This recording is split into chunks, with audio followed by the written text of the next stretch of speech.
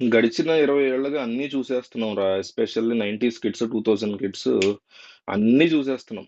Covid లాంటి ఒక మహమ్మారి ప్రపంచాన్ని కబళిస్తుందని ఊహించేలా చూసేస్తున్నాం. ఎవడెవడో సీఎంలు, పీఎంలు అయిపోయి ప్రపంచ యుద్ధాలు చూసేస్తున్నాం. ఇళ్లలోకి ఫ్లడ్స్ వచ్చేసి ఇంటి కప్పు మీద, టెర్రస్ల మీద బతకడం చూసేస్తున్నాం. ఇంకెందుకు ఇక ప్రపంచం యొక్క అంతం, యుగాంతం కూడా చూసేస్తామా అనే సిచ్యువేషన్స్ కనిపిస్తున్నాయి. అయితే ఈ ఎఫోసిస్ ఆస్ట్రాయిడ్ ఇది 2029 ఏప్రిల్ 13 శుక్రవారం అయింది. ఆ రోజున భూమిని హిట్ చేయబోతోందా, చేసే అవకాశాలు ఉన్నాయా అనేది ఇంటర్నేషనల్ సైంటిస్టుల మధ్య జరుగుతున్నటువంటి డిస్కషన్. అయితే అది భూమికి యాక్చువల్గా ఆ రోజు భూమికి ఎన్నో ఆ, కోట్ల లేదా 10 లక్షల పై కిలోమీటర్ల దూరంలో ఆస్ట్రాయిడ్స్ వెళ్తుంటే మాక్సిమం 5 lakhs అంటే 500,000 కిలోమీటర్స్ దూరంలో వెళ్తుంటాయి. కానీ ఇది మాత్రం 33,000 కిలోమీటర్స్ దగ్గరికి రాబోతుంది. ఈ గ్యాప్ లో ఏమన్నా జరిగితే మాత్రం ఖచ్చితంగా దెబ్బ పడే పరిస్థితి ఉంటుంది. మనం టీఎన్టీ అంటాం. ఏదైనా ఒక ఎనర్జీ ఎక్స్‌ప్లోజన్‌ని టీఎన్టీల కింద మనం లెక్కగడతాం. అంటే ఒక న్యూక్లియర్ బాంబ్ గనక పడితే దాన్ని ఒక 100 టీఎన్టీ ఆఫ్ ఎక్స్‌ప్లోజన్ ఒక నాగసాకి, హిరోషిమా లాంటి ఒక పెద్ద ప్రాంతం సర్వనాశనం అయిపోవడం. అట్లాంటిది ఈ ఆండ్రాయిడ్ గనక వచ్చి భూమికి గనక తగిలితే ఒకవేళ ఎందుకు తగిలే అవకాశం ఉన్నాయో చూద్దాం తర్వాత.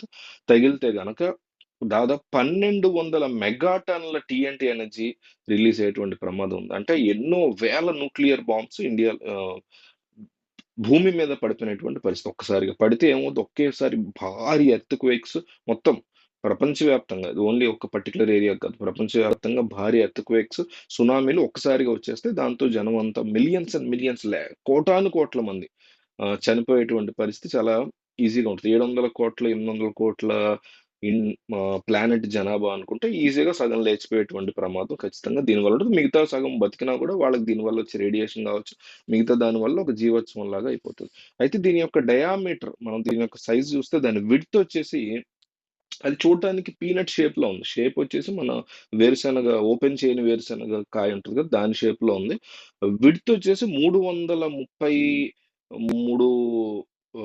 మీటర్ల వెడల్పుతో దాదాపు ఒక 1200 ఫీట్, 120 ఫీట్ పొడుగుతో ఉంది. అంటే పెద్దదే. కానీ డైనోసర్స్ ని కానీ లేకపోతే అప్పట్లో మొత్తం భూమి మీద అప్పట్లో జరిగినటువంటి ఎక్స్ప్లోజన్స్ ని, డైనోసార్లని అంతం వండించేసినటువంటి లెవెల్ ఆఫ్ సైజ్ అయితే దీనిలో లేదు. కానీ ఎఫెక్ట్ ఖచ్చితంగా హాఫ్ ఆఫ్ ది జనాభా లేచిపోయేంత ఎఫెక్ట్ ఉంటది. మిగతా జనాభాకు కూడా తీవ్రమైనటువంటి సంక్షోభంలోకి నెట్టేటువంటి పరిస్థితి ఉంటది. అయితే దీని మీద రకరకాల రీసెర్చ్‌లు చేస్తున్నారు. దీని గురించి తెలుసుకునేటువంటి ప్రయత్నం చేస్తున్నారు. దీని దీన్ని ఆపేటువంటి ప్రయత్నం చేయాలా? వద్దా? అనేది కూడా ఇప్పటికే నాసా కావచ్చు, వేరే వేరే కంట్రీస్, ఇండియా కూడా త్రినేత్ర అని ఒక కాన్సెప్ట్ పెట్టుకుంది. ఆస్ట్రాయిడ్స్‌కి సంబంధించి స్టడీ చేయడానికి. దాని మీదకి వెళ్లి దాన్ని ఆహ్, స్టడీ చేసి దాని గురించి తెలుసుకునేటువంటి ప్రయత్నం చేసే అవకాశం ఖచ్చితంగా ఉంది. ఆల్రెడీ చేస్తున్నారు. అయితే గ్జాంతాస్ అని ఇంకొక ఆస్ట్రాయిడ్ ఉంది. ఆస్ట్రాయిడ్స్ అనేవి గెలాక్సీ బయట యూనివర్స్‌లో తిరుగుతా ఉంటాయి. మన గెలాక్సీలో ఉన్నటువంటి ఆస్ట్రాయిడ్ ఇది. అనేక సార్లు అనేక గెలాక్సీలో ఉన్న అనేక ఆస్ట్రాయిడ్స్ భూమికి దగ్గరగా వచ్చే వెళ్ళాయి. కానీ ఇది మాత్రం కాస్త డేంజరస్‌గా కనిపిస్తోంది.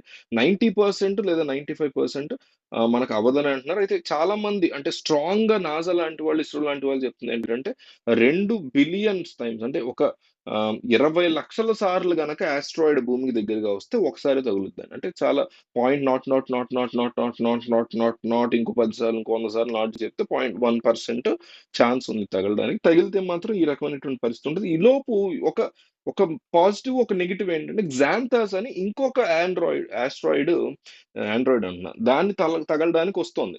ఈ గ్జాంతాస్ అనే ఆస్ట్రాయిడ్ ఈ ఈ దీని పేరు మర్చిపోయా. ఎఫోసిస్ ఆస్ట్రాయిడ్ తగలడానికి వస్తుంది. మన డేంజర్, మన విలన్ ఎఫోసిస్. ఇది తగలటానికి వచ్చినప్పుడు ఆ 2 కొలైడ్ అవ్వటంలో ఇది గనక ఎఫోసిస్ గనక విడిపోయి 2గా చీలిపోతే ఇంకా దూరంగా జరిగి వెళ్ళిపోతది మనకి. కానీ ఈ మూవ్‌మెంట్ వల్ల గనక అది దగ్గరికొచ్చిందా అంటే దాని స్పీడ్ చాలా స్పీడ్‌తో వస్తుందది. ఇది దాదాపు 4.6 బిలియన్ ఇయర్స్ నుంచి ప్లానెట్ వైపు, మన ఎర్త్ వైపు, మన గెలాక్సీలో ట్రావెల్ చేస్తూ వస్తుంది. ఎన్నో కోటాను కోట్ల సంవత్సరాల నుంచి వస్తుంది. కాబట్టి దీని మీద ఇంకా స్టడీ చేయాల్సుంది. సో, ఈ టైంలో ఈ గ్జాంథోస్ గనక వెళ్లి దానికి తగిలినప్పుడు అది డివైడ్ అయిపోయి దూరంగా వెళ్ళిపోతే ఓకే. కానీ దాని గమనం మారి గనక ప్లానెట్ వైపు, ఎర్త్ వైపు వస్తే చాలా డేంజర్ అనే పరిస్థితి ఉంది. అట్లాగే ఈ 4.6 బిలియన్స్ ఇయర్స్ లో కూడా దాని గమనం ఎప్పటికప్పుడు అది మార్చుకుంటూ వస్తోంది. ఇప్పుడు ఫర్ ఎగ్జాంపుల్ ఒక 20 ఇయర్స్ బ్యాక్ దీని గురించి స్టడీ చేసినప్పుడు లేదులే ఇది చాలా దూరంగానే ఉంది. ఎర్త్‌కి ఒక 3,00,000, 5,00,000 దూరంలో ఉంటది. మిగతా యాస్టెరాయిడ్స్ లాగానే అనుకున్నారు. కానీ ఇప్పుడు ఏకంగా 29 ఏప్రిల్ 13 ఫైవ్ రే వచ్చింది. ఆ రోజు 33,000 కిలోమీటర్ల వరకు వచ్చే అవకాశం ఉంది అని ఇప్పుడు 2023, 24 ఆ టైంలో మాట్లాడారు. అంటే అప్పటికి దాని గమనం ఇంకొక 10,000 తగ్గేటువంటి అవకాశం ఉంటుంది. మామూలుగానే అట్లాంటిది గ్జాంథోస్ లాంటిది తగిలినప్పుడు దాని గమనం ఇంకాస్త తగ్గిందా? ఖచ్చితంగా మన కళ్ళ ముందు నుంచి ఎళ్తది. మనకి ఒక మూన్‌లాగా లేకపోతే ఇంకోటిలాగా మనకు కనిపిస్తది. ఇంకా తగ్గితే మాత్రం అందరికి భోజనాలు సమాధి కట్టడానికి కూడా ఎవడుండడు.